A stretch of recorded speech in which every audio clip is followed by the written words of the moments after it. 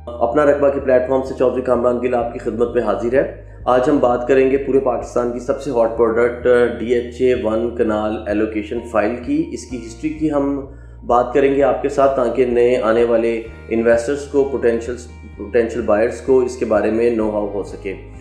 तो कोई भी DHA है, जब वो लैंड बाय करता है तो लैंड के अगेंस्ट लैंड ओनर और इन्वेस्टर्स को ओपन एफिडेविट दिया जाता है। ओपन एफिडेविट 100 रुपये का एक स्टाम्प होता है जिसके ऊपर नोट लगा हुआ होता है, करेंसी नोट लगा हुआ होता है, जिसे आप DHA से वेरीफाई करवा सकते हैं कि ये आया उन्होंने इशू किया है या नहीं इशू किया। खैर, इसके बारे में मैंने इसकी निशानदही के बारे में बहुत सारी वीडियोस पहले की हुई हैं, वो आप जाकर देख सकते हैं। दूसरी बात ये है कि जब ओपन एफिडेविट लैंड ओनर और इन्वेस्टर्स को मिलता है तो वो उसे मार्केट में आकर सेल आउट करते हैं, जहाँ से वो अपने लैंड के अगेंस्ट पैसे को रिकवर करते हैं। ये ट्रेडेबल आइटम होती है और DHA की ओनरशिप में होती है। DHA से आप वेरिफिकेशन करवा सकते हैं और उसके जब चाहें आप मार्केट में उसको कैश आउट करवा सकते हैं।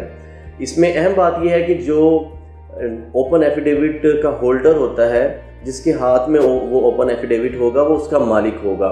FATF की तरफ से जब बेनामी जायदादों के खिलाफ रिस्ट्रिक्शंस हुई ताकि पाकिस्तान को ग्रे लिस्ट से निकाला जाए, तो उसमें DHA कोयटा की तरफ भी प्रेशर आया और DHA ने फिर फैसला किया कि हम ओपन एफिडेविट्स को मार्केट से क्लोज़ करेंगे और इनको सबमिट करवा के एलोकेशंस में कन्वर्ट करवाएंगे, जिसके नतीजे में पहली कट ऑफ डेट DHA ने 31 जनवरी 2022 दी और इन्वेस्टर्स को मोटिवेट किया कि आप अपने ओपन एफिडेविट्स को DHA में सबमिट करवा कर एलोकेशंस में कन्वर्ट करवा लें, ताकि आप फर्स्ट बैलेट के लिए एलिजिबल हो जाएं। उसके बाद DHA ने 15 दिन का मज़ीद ग्रेस टाइम पीरियड दिया और डेट को 15 जनवरी तक एक्सटेंड कर दिया गया। फर्दर फिर इसको 3 दिन के लिए एक्सटेंड किया गया और डेट 18 जनवरी की इन्होंने कट ऑफ डेट रखी। बहुत सारे क्लाइंट्स क्योंकि ओवरसीज़ भी थे, उनके डिफरेंट लॉकर्स में ओपन एफिडेविट्स पड़े हुए थे, तो क्यूरियस लोगों की बहुत ज़्यादा DHA की तरफ आ रही थी कि हम इसको सबमिट करवाना चाह रहे हैं, लेकिन हम ट्रैवल की वजह से और डिफरेंट मामलात की वजह से इसको सबमिट नहीं करवा पाए हैं, तो आप हमें डेट जो है वो इसकी बढ़ाएं।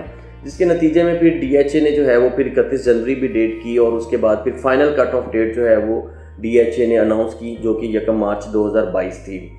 तो बहुत सारे क्लाइंट्स ने, कोई अराउंड 70-77% लोगों ने फौरी तौर पर इसको एलोकेशंस में कन्वर्ट करवा लिया और DHA में इसको सबमिट करवा दिया। इसके दो फ़वाइद हुए।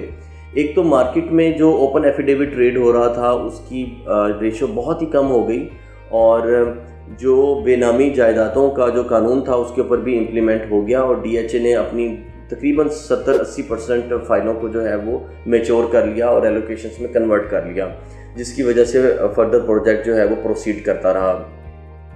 अब इसमें दो चीज़ें हैं। पहली चीज़ ये है कि जो ओपन एलोकेशन है, अब इसमें दो चीज़ें हैं।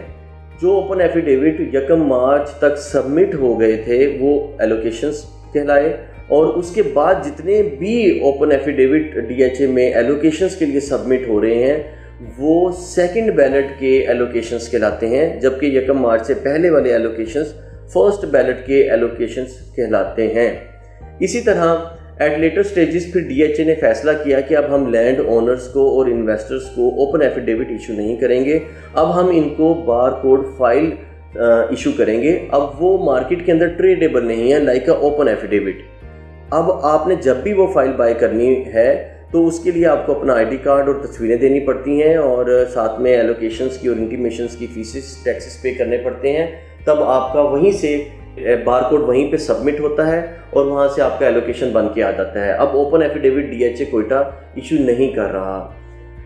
जब ये बारकोड मार्केट में आना शुरू हुआ तो ये भी ज़ाहिर एलोकेशंस में आया, तो DHA में फिर क्वेश्चंस लोगों की तरफ से रेज हुए कि ये 1 मार्च से पहले वाली जो बैलेट एलोकेशंस थी ये फर्स्ट बैलेट की एलोकेशंस थी, जबकि बाद में आने वाली जो बारकोड से बनी फाइलें हैं वो सेकंड बैलेट की फाइलें हैं, जिसे DHA कोयटा ने रद्द कर दिया। डीलर्स के प्रोपेगेंडा को और डीलर्स की जो ये मैनिपुलेशंस ऑफ वर्ड्स थी और मैनिपुलेशंस ऑफ डेट्स थी, इसको रद्द किया और DHA ने अपने वेबसाइट के ऊपर, सोशल मीडिया प्लेटफॉर्म्स के ऊपर और बरमला इजहार किया व्हाट्सएप ग्रुप्स के अंदर आकर इन DHA अथॉरिटीज़ ने कि अब DHA की तरफ से किसी किस्म का कोई भी फ़र्क नहीं है ओल्ड एलोकेशंस में और न्यू एलोकेशंस के अंदर। अब तमाम एलोकेशंस जो DHA कोयटा वेबसाइट के ऊपर मौजूद नहीं हैं वो तमाम की तमाम फर्स्ट बैलेट की एलोकेशंस हैं। अब ये फर्स्ट एलोकेशन जो है इसका ये भी इंशाअल्लाह अज़्ज़ा वजल इसी साल में एक्सपेक्टेड है, 2022 में मुमकिन है कि ये दिसंबर के महीने में कंडक्ट हो जाएगा। अगर हम इसकी प्राइसेस की बात करें तो प्राइसेस इसकी लास्ट ईयर के अराउंड 22-23 लाख रुपए पे स्टार्ट हुई थी 2021 में, जो अप्रिशिएट होती गई और बड़ी ईद यानी 24-25 जुलाई के लास्ट वीक के अंदर मार्केट जब ओपन हुई दोबारा, ईद से पहले जो है वो कि अराउंड 39 लाख के ऊपर मार्केट क्लोज हुई थी और बड़ी ईद की छुट्टियां गुजरने के बाद 24, 25, 26 जुलाई को मार्केट जब ओपन हुई तो वो 44 लाख पे ओपन हुई। 44 लाख से फिर मार्केट में अप्रिसिएशन आई फाइल की प्राइसेस के अंदर और मार्केट जो है वो अपवर्ड मूव करती गई और प्राइसेस जो हैं वो फिर इसकी अराउंड 147-47 लाख के ऊपर भी गई। अब इसकी प्राइसेस जो हैं वो नीचे हैं, इसमें डिफरेंट प्रोडक्ट्स हैं, आपने देखना है कि आपने कौन सी प्रोडक्ट चूज़ करनी है, लेकिन आपको ये कंसीडर ज़रूर करना है कि आपने सिर्फ़ और सिर्फ फर्स्ट बैलेट की ही एलोकेशन को चूज़ करना है।